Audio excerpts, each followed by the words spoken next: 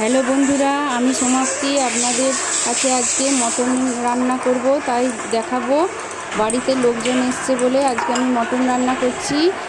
আর মটনে প্রথমে আমি টক দই, নুন, হলুদ, লঙ্কা গুঁড়ো আর আধখানা লেবু ভালো করে মাখিয়ে নেব, যাতে মাংসটার মধ্যে নুন হলুদগুলো সব ঢুকে যায় আর খেতে খুব টেস্টি হয়। এরপর আমি থালা চাপা দিয়ে ওটাকে আধ ঘন্টার জন্য রেখে দেবো। এরপর আমি আলুগুলোতে নুন হলুদ মাখিয়ে আমি সর্ষের তেলে ভালো করে লাল লাল করে ভেজে নিচ্ছি।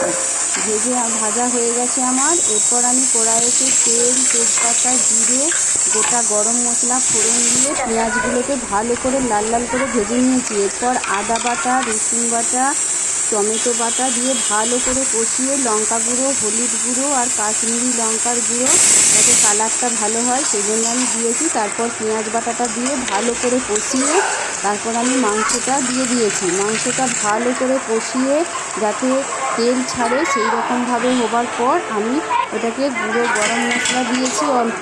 এরপর আমি গরম জল আর ওতে আলুগুলো দিয়েছি, আর নুনটা আমি একটু কম হচ্ছে বলে আর একটু নুন দিয়ে দিয়েছি। এরপর আমি কুকারেতে 4টে সিটি মেরে আমি মটনটা নামিয়ে নিয়েছি। দেখুন বন্ধুরা কি সুন্দর ঝোলটা দেখতে হয়েছে। এতে আমি 4টে কাঁচা লঙ্কা দিয়েছি।